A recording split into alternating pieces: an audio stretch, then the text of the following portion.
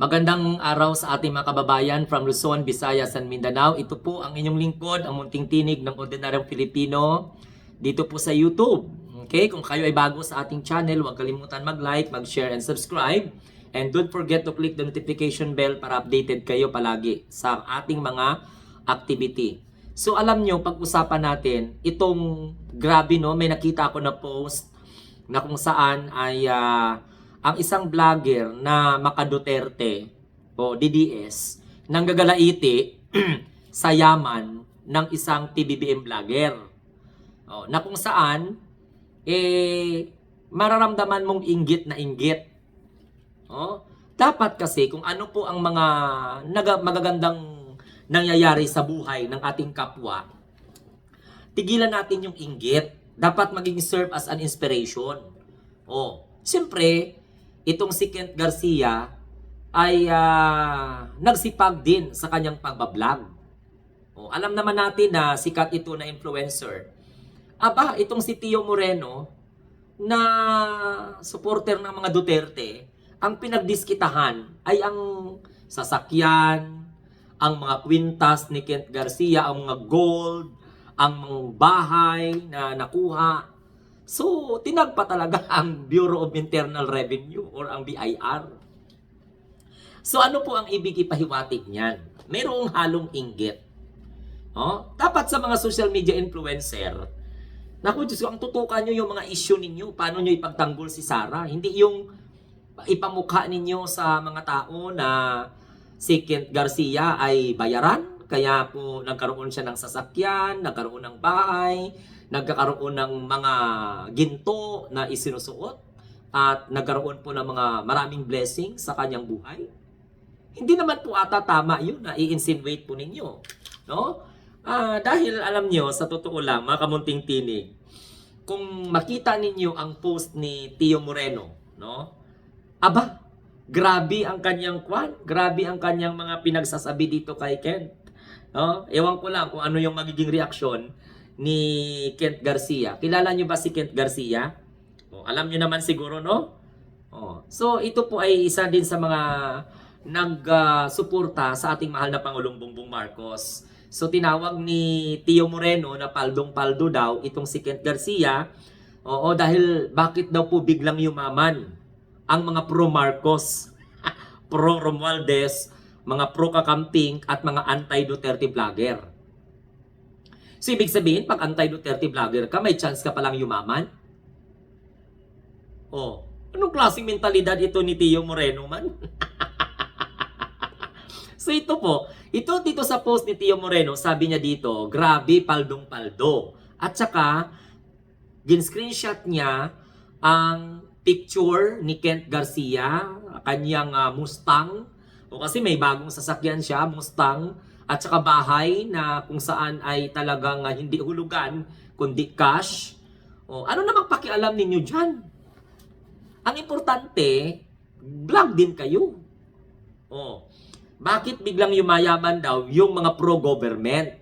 Hindi si hindi lang si Ken, kundi mga pro-government vloggers. Bakit daw po biglang yumayaman ang mga pro-Marcos, mga pro-Romualdez, mga pro-kakamping at mga anti-Duterte vlogger? Sabi dito ni Tio Moreno, kung nakaka-afford ng 3.9 million daw na Mustang 2025 model, ang vlogger na ito, kasi nakikita niya 22,000 lang daw po ang followers nitong si nitong si Kent Garcia. How much more yung mga attack dogs? Wow! Kundi, how much more daw kuno yung mga attack dogs katulad ni Jesus Navalses, Richard Hinarian, Jerica Canindin, at iba pa. Pinagtatsagaan pa talaga na itanong nito ni Tio Moreno. So imagine, sabi daw ni Tio Moreno, lahat ng daliri niya may mga gold. Paano kaya kung magsusuot din tayo ng mga gold na mga peke, no? Nagtataka daw ito, nagtataka itong si Tio Moreno, na lahat ng daliri ni Kent Garcia may mga gold, patong-patong ang ginto, may mga bagong house and lot na around 10 million ang price. Estimate na binili niya cash at hindi hulugan at iba pa. So ito pala talaga kapag anti-Duterte ka sa panahon ngayon. Yan yung gusto na ipahiwatig nitong si what we call this, Tio Moreno. Gago din pala tong tao na to, no? Oh. Alam nyo, kung nagyaman man si Kent Garcia sa kanyang pagbablog, eh di ba dapat matuwa? Kasi hindi na po maging problema pa ng gobyerno. Ayaw nyo ba na mag-asenso ang inyong kapwa Pilipino?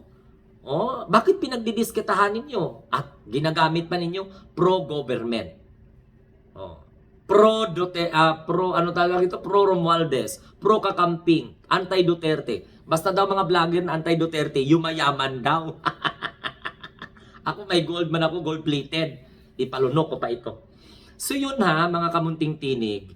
Matatawa lang tayo sa mindset, no? Sa mindset nitong mga maka-Duterte na ito. Dahil hindi na nila kaya pabagsakin ng gobyerno yung mga tao na mga ordinaryo na nagsisikap, magkaroon ng content, magpaliwanag sa mga tao, okay, para paliwanagan, para dumami ang sumusuporta sa gobyerno, sa ating mahal na Pangulo. Desisyon kasi yan eh.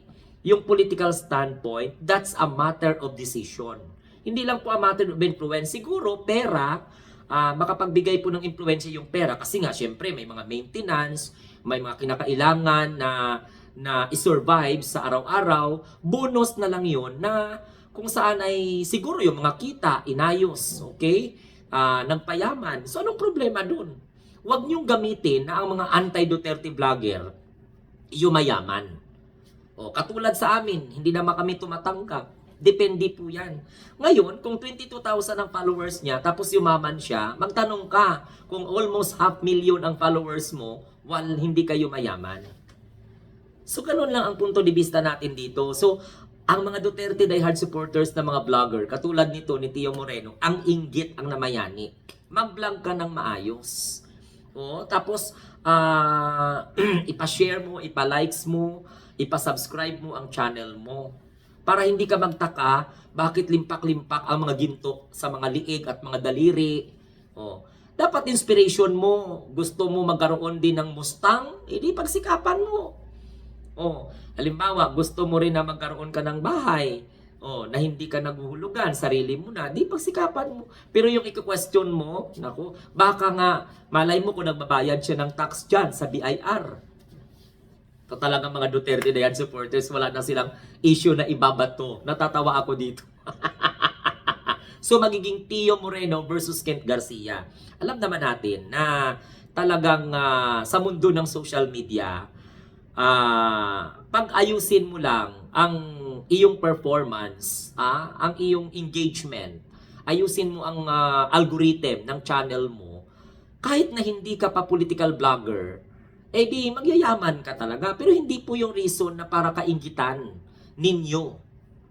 I-discredit ninyo. Naku, tapos na kayo away ng kapwa ninyo vlogger na DDS, tapos bumaling naman. Ang sama kasi ng pro-government, mga kakamping, mga anti-Dutertes, yumaman. You are trying to imply na tumatanggap ng pera, tumatanggap ng suhol. Ngayon, for example, tumatanggap siya ng pera sa sweldo niya at masinop siya. Ayun, nakukuha niya kung ano po yung gusto niya. Pero, hindi po dapat yan ang diskasan. Magsikap din kayo, magsipag din kayo sa pagbablog.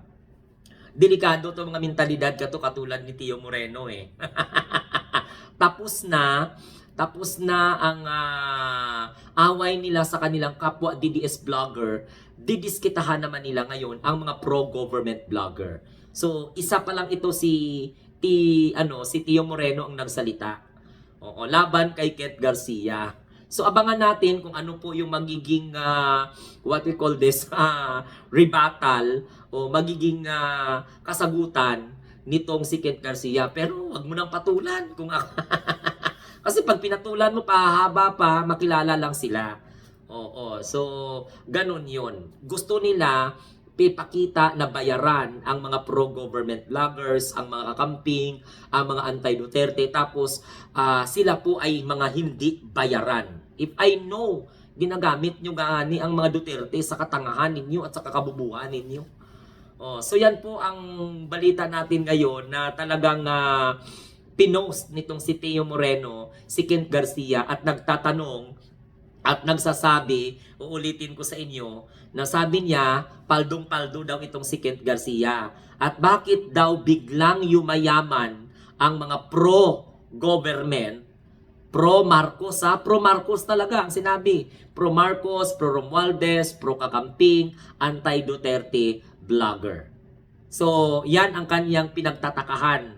Oo. Kung bakit daw nakaka-afford ng 3.9 million na Mustang 2025 model, ang vlogger, tapos na 22,000 lang man pala yung kanyang followers, how much more money yung mga attack dogs. Grabe attack dogs kayo, hindi kayo mga attack dogs. So sabi niya dito, i-imagine daw lahat ng daliri may mga gold.